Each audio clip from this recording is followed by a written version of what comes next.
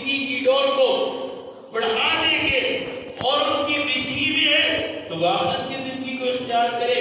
آپ یہ خطبہ ارشاد فرما رہے ہیں. صحابہ کرام کا مجمع مسجد نبی میں تشریف فرمائے.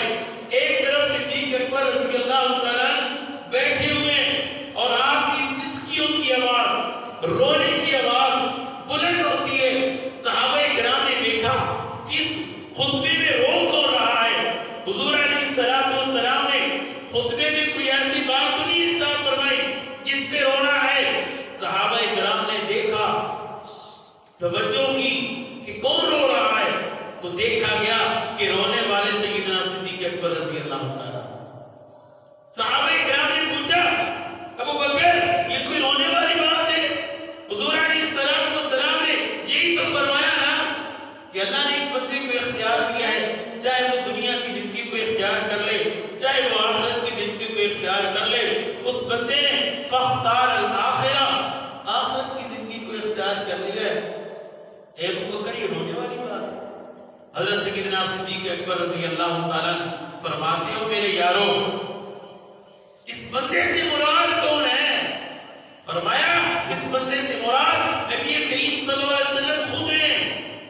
آپ نے آخرت کو پسند کر لیا ہے اور آپ اب ہم میں نہیں رہیں گے. اس بات میں تو رو رہا ہوں، یہ جدائی میرے سے برداشت نہیں ہو رہی.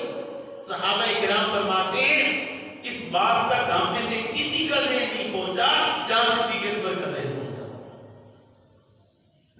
نبی کریم صلی اللہ علیہ وسلم نے حضرت سیدنا صدیق اکبر رضی اللہ تعالیٰ عنہ کی سسکیاں جب سنی، آپ نے خطبے کا رخ بدل دیا، موضوع چینج کر لیا اور آپ نے پھر سارے صدیق اکبر کو بیان فرمایا میں نے دنیا میں جس پہ احسان کیے میں نے سب کا بدلہ دے دیا. اکیلا صدیق ہے جس نے میرے اوپر سب سے زیادہ احسان کیے. جان کے اعتبار سے، مال کے اعتبار سے میں نے سب کے احسانوں کا بدلہ دنیا میں چکا دیا ہے. تنہا صدیق اکبر ہے جس کے احسانوں کا بدلہ میں دنیا میں نہیں دے سکا اور کل قیامت والے دن صدیق کے احسانوں کا بدلہ اللہ سے دے ہوگا. اور آپ نے فرمایا یوں مسجد نبوی ہے، ارد گرد صحابہ کرام کے گھر ہیں. صحابہ کرام نے اپنے اپنے گھروں کا دروازہ مسجد کی طرف کھولا ہوا ہے تاکہ مسجد میں آنا آسان ہو جائے، نماز کے لیے آنا آسان ہو جائے. اور آپ نے اسی خطبے میں ارشاد فرمایا کہ جس نے دروازہ مسجد میں کھولا ہوا ہے سب اپنے دروازے بند کر دیں سوائے صدیق اکبر. سوائے صدیق اکبر کے مقصد یہ تھا، اشارہ یہ تھا کہ میرے بعد اس مصلی کا امام صدیق ہوگا، میرے بعد میرا جانشین صدیق ہوگا، میرے بعد میرا خلیفہ صدیق ہوگا.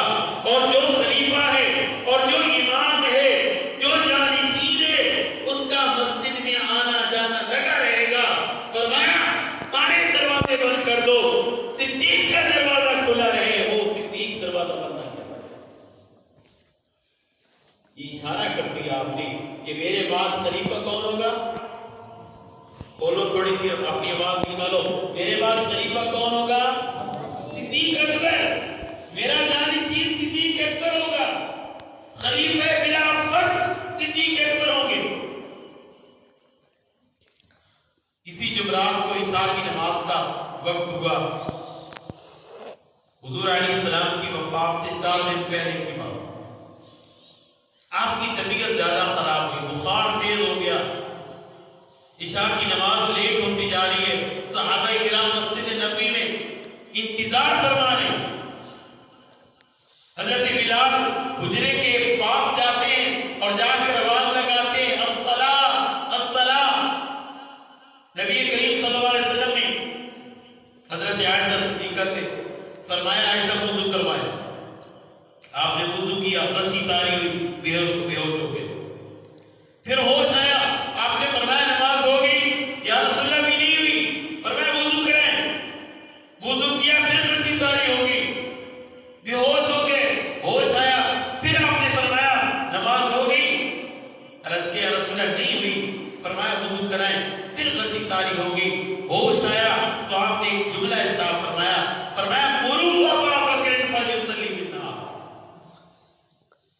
لوگوں ابو بکر کو کہو وہ نماز پڑھائیں. حضرت اما عائشہ صدیقہ عرض کرتی ہیں یا رسول اللہ ابو بکر تو رقیق القلب ہیں، کمزور دل کے ہیں، مصلی پہ آپ کو کھڑا ہوا نہیں دیکھیں گے، ان سے برداشت نہیں ہوگا. عمر کو کہیے نا وہ نماز پڑھائے. آپ نے پھر فرمایا مروا ابا بکر فلیصلی بالناس. صحابہ میں ابو بکر موجود ہیں، ابو بکر کے علاوہ کوئی نماز نہیں پڑھا سکتا. حضرت اما عائشہ صدیقہ نے اپنے ساتھ حضرت حفصہ کو بھی ملایا. دونوں نے مل کے بات کی یا رسول اللہ ابو بکر رقیق القلب ہیں، عمر کو کہیے وہ نماز پڑھائیں. آپ نے تیسری بات فرمایا مروا ابا بکر فلیصلی بالناس. ابو بکر کو وہ نماز پڑھائے.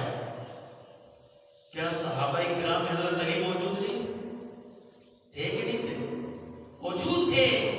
حضرت عباس موجود تھے، عباس کے بیٹے عبداللہ عبید اللہ موجود تھے، خود عباس موجود تھے، حضرت حسین حضرت حسن حسین موجود تھے، حضرت عمر موجود ہیں، عثمان موجود ہے. لیکن آپ نے اپنے رشتہ داروں میں سے کسی کو نہیں کہا کہ وہ نماز پڑھائیں، علی نماز پڑھائیں، حسین نماز پڑھائیں، حسن نماز پڑھائیں، حضرت عبید اللہ نماز پڑھائیں. فرمایا مروا ابا بکر فلیصلی بالناس. آج کوئی میرے مصلی کے اوپر کھڑا ہوگا تو وہ کون؟ ابو بکر. 3 بار آپ نے جملہ ارشاد فرمایا. حضرت سیدنا ابو بکر صدیق رضی اللہ تعالیٰ عنہ نے عشاء کی نماز پڑھی. ایک دن حضرت ابو بکر صدیق رضی اللہ تعالیٰ لیٹ ہو گئے. صحابہ کرام نے عمر کو کھڑا کر دیا، حضرت عمر کو مصلی کو. حضرت عمر نے کہا اللہ اکبر. آپ کو حجرہ ساتھ تھا، گھر ساتھ تھا. آپ نے آواز سنی اور فرمایا یہ ابو بکر کی آواز تو نہیں. حجرے میں ایک کھڑکی سی تھی، آپ نے اس کھڑکی میں چہرہ مبارک مسجد کی طرف نکالا اور فرمایا یا اللہ والمؤمنون الا ابا بکر.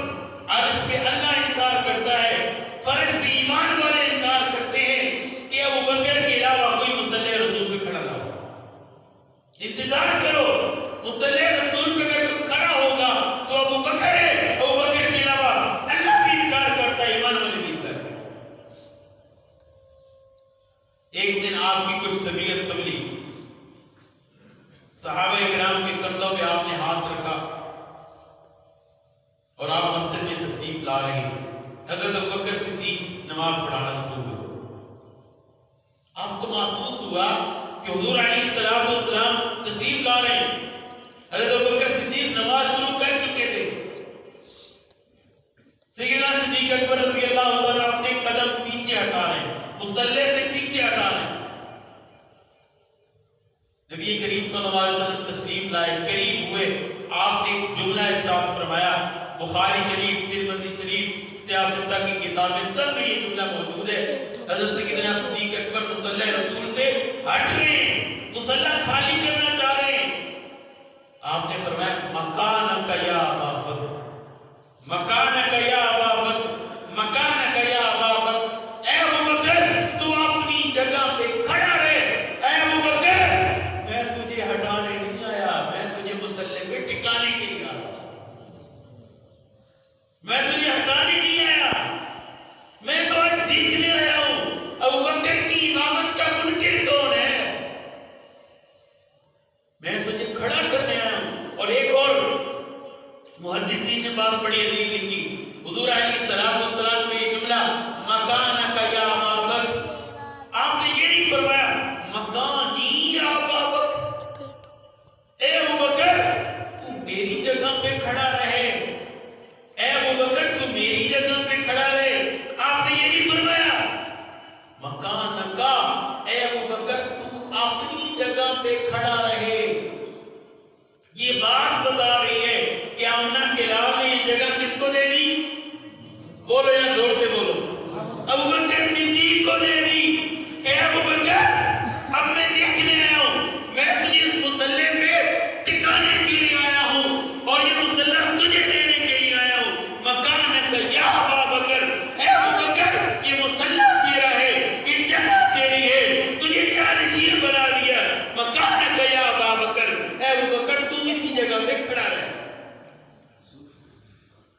تو جانشین ابو بکر صدیق کو بنایا، اپنا نائب ابو بکر صدیق کو بنایا، اپنا وارث ابو بکر صدیق کو بنایا اور یہ مصلح دیا۔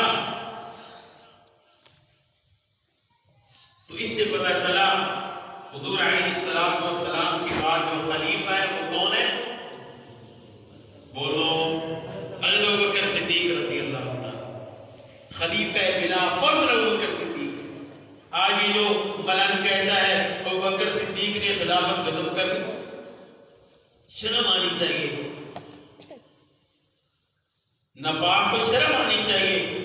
اتنی پاک ہستیوں پہ تبرہ کرتے ہیں یہ، جو میرے نبی کے بلا واسطہ شاگرد ہیں، میرے نبی کے شاگرد خاص ہیں، جنہوں نے دین میرے نبی سے سیکھا، قرآن نبی سے سیکھا، احادیث نبی سے سیکھی، میرے نبی کے مقتدی، ان پہ تبرہ کر رہے ہیں۔ آج کا 14ویں صدی کا ناپاک آدمی، غلیظ ترین آدمی ابو بکر صدیق پہ تبرہ کر رہا ہے، فاروق اعظم پہ تبرہ کر رہا ہے، اور کہتے ہیں انہوں نے خلافت غصب کر لی۔ اور خلافت دینے والے تو آپ کا خلاف ہوتے ہیں،